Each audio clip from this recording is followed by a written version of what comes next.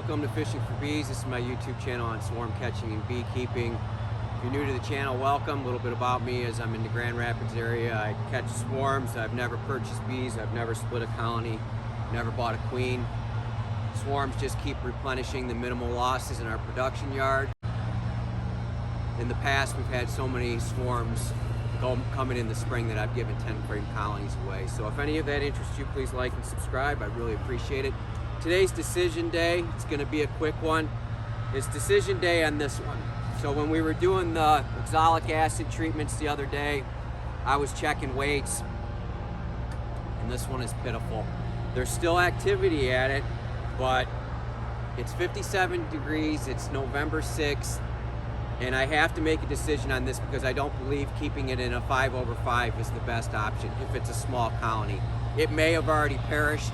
The nice thing about catching swarms and not purchasing bees is decisions become easier. You don't have that emotional, financial investment where if you have to make a hard decision to let a colony go, where you're sitting there thinking, well, then I spent $225 for the nuke or whatever. So they're all free. I do the best I can with them. This wasn't the greatest year with swarms.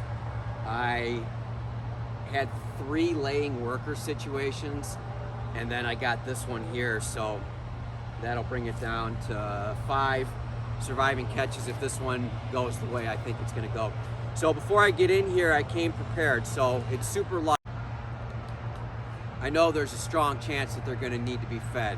So I got my fondant here, and to make it easy, I brought a quilt box already with the bedding in it.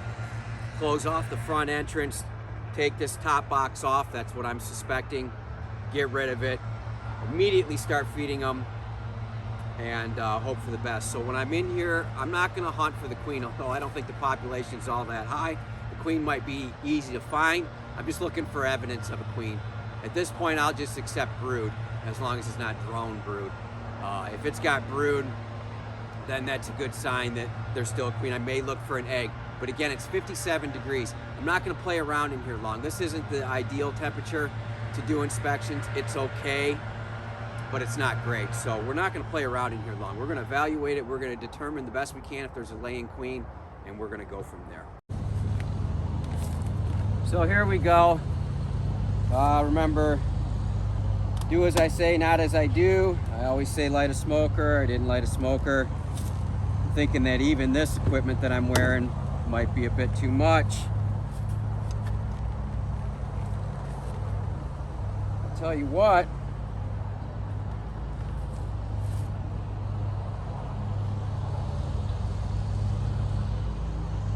it's not a huge cluster.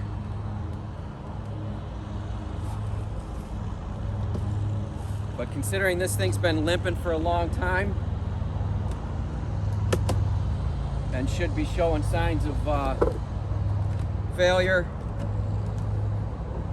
I'm gonna go with my plan to bust it down.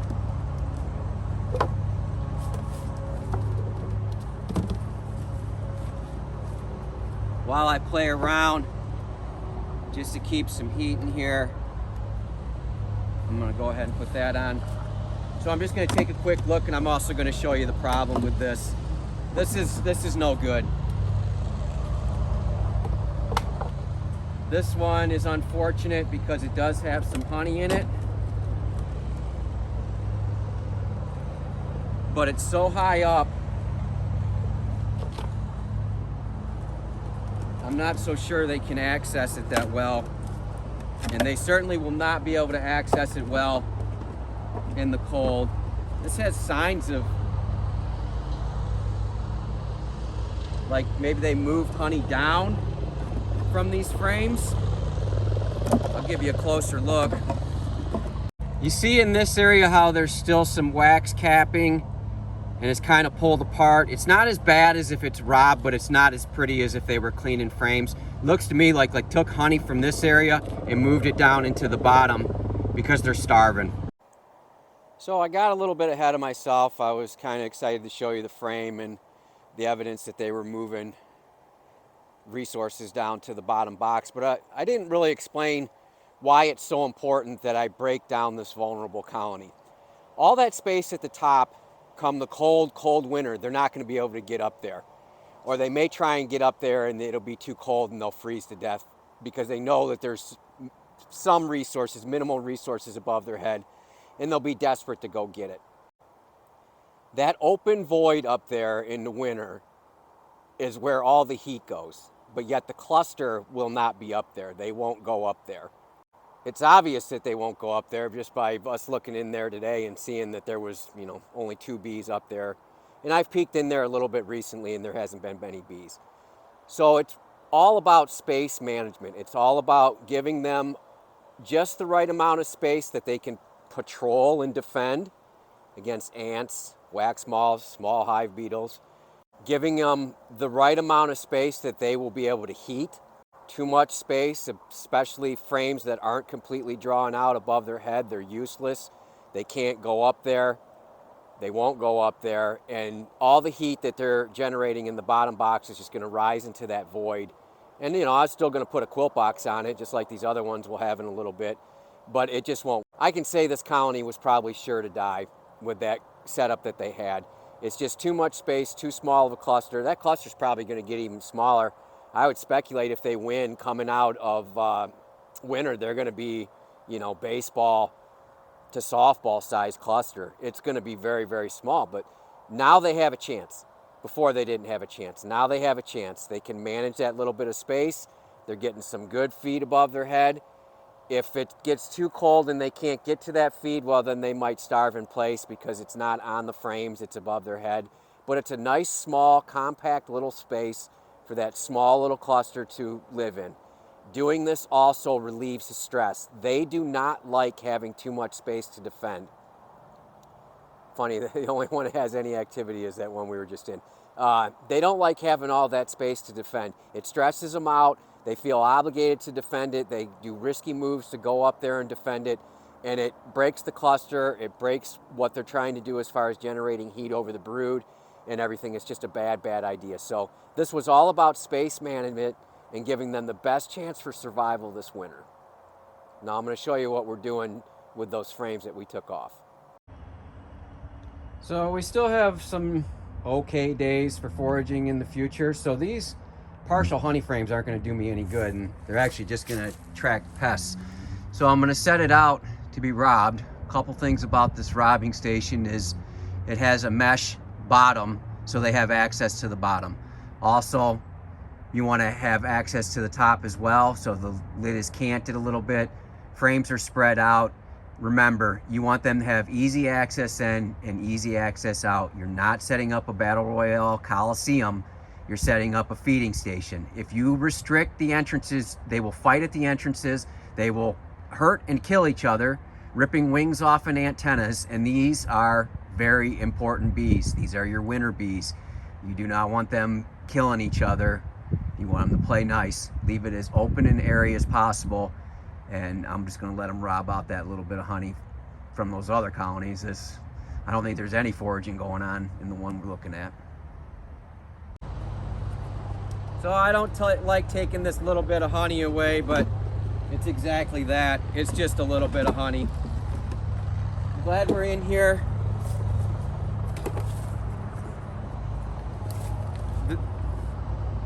Again, to keep warmth in here, they're all on this side, right? So when I put this fondant on it, I'm going to leave the open edge over here. What I've been doing with this fondant for the nukes is just splitting it.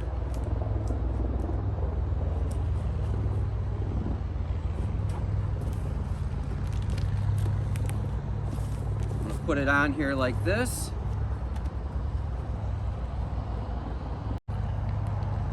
Put it right in the area they're at. And they're already on it ridiculously fast. So the quilt box has a screen, has bedding. This is your moisture control. We're going to be doing another video on that.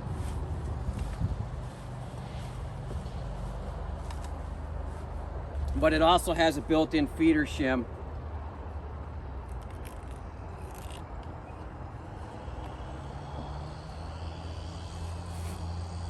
they're definitely starving.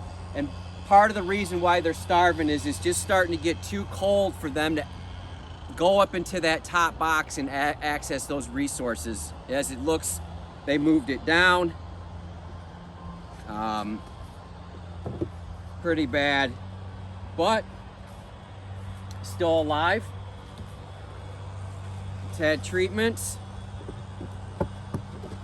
and now they got food. I need to be prepared to monitor this very closely to continue feeding it, but a half a patty is going to last them a long time.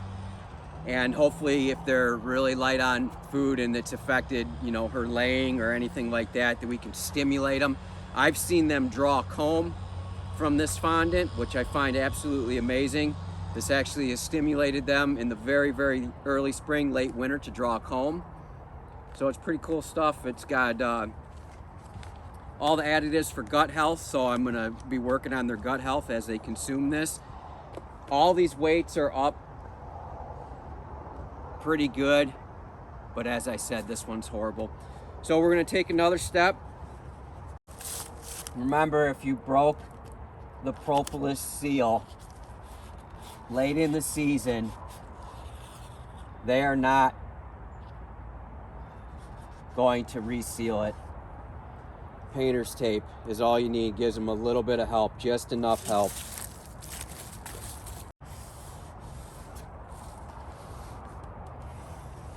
I'm gonna leave a seam in the back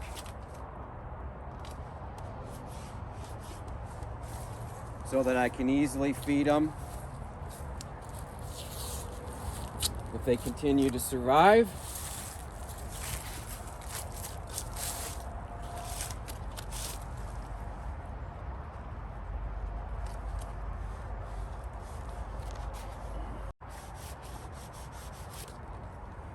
So what I'll be able to do, even on the coldest days, is just lift this, lift the bedding, take a peek, and see how they're doing. Not much to see. There's about 4 bees on it right now. Stick with us, you'll see more. You'll get updates on it. Again, we give away free bees often. If there's anything you like, please subscribe, message me, give me a thumbs up. I appreciate you coming along for the ride. I hope your bees are well.